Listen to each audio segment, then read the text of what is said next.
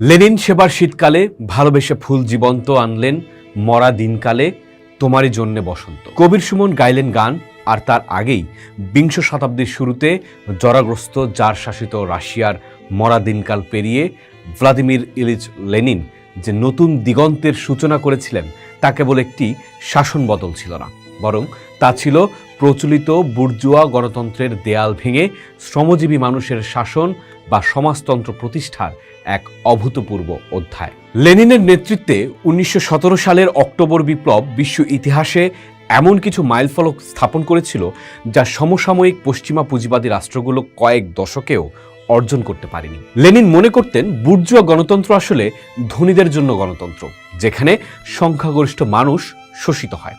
তিনি প্রবর্তন করেন সর্বহারার একনায়কত্ব, যা লেনিনের ভাষায় ছিল শোষিত সংখ্যাগরিষ্ঠের জন্য প্রকৃত গণতন্ত্র।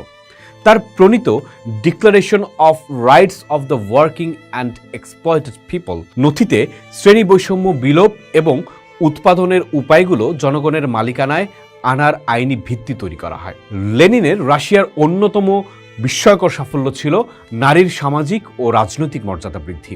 1917 সালে বিপ্লবের পরপরই সোভিয়েত রাশিয়া বিশ্বের অন্যতম প্রধান দেশ হিসেবে নারীদের পূর্ণ ভোটাধিকার প্রদান করে। উল্লেখ্য, ব্রিটেন 1928 সালে এবং মার্কিন যুক্তরাষ্ট্র 1920 সালে নারীদের এই অধিকার দেয়।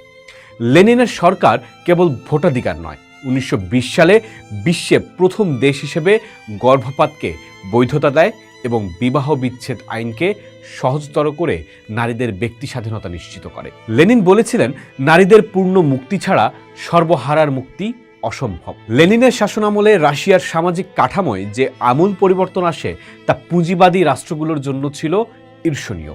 মাত্র কয়েক বছরের মধ্যে লিগবেজ কর্মসূচির মাধ্যমে নিরক্ষরতা দূর করার যে মহাযজ্ঞ শুরু হয় তা পৃথিবীর ইতিহাসেই বিরল। 1917 সালের অক্টোবর ডিক্রির মাধ্যমে 8 ঘন্টা কর্মদিবস নিশ্চিত করা হয়, যা আজ বিশ্বজুড়ে স্বীকৃত। অথচ ইউরোপের অনেক উন্নত দেশে শ্রমিকদের এই অধিকার পেতে দীর্ঘ সংগ্রাম করতে হয়েছে। লেনিনের আমলে অবৈতনিক সর্বজনীন শিক্ষা ও স্বাস্থ্যসেবার যে রূপরেখা তৈরি হয় তা পরবর্তী 70 বছর সোভিয়েত ইউনিয়নকে এক মহাশক্তিতে পরিণত করেছিল। পরিশেষে বলা যায়, আধুনিক পুঁজিবাদী রাষ্ট্রগুলো যখন ব্যক্তি স্বাতন্ত্র্যবাদ আর কর্পোরেট মুনাফার জালে বন্দী ছিল, লেনিনের রাশিয়া তখন শিক্ষা, স্বাস্থ্য এবং নারীর সম অধিকারের মতো মৌলিক নাগরিক প্রশ্নগুলোর সমাধান দিয়েছিল। বুর্জুয়াতন্ত্রের দেয়াল ভেঙে লেনিন যে সমাজতান্ত্রিক বসন্তের সূচনা করেছিলেন তা আজও বিশ্বের নিপীড়িত মানুষের কাছে এক শক্তিশালী রাজনৈতিক বিকল্পের উদাহরণ হয়ে আছে। পোস্ট দেখুন, ভাবুন, করুন, থাকুন পোস্টের সাথেই।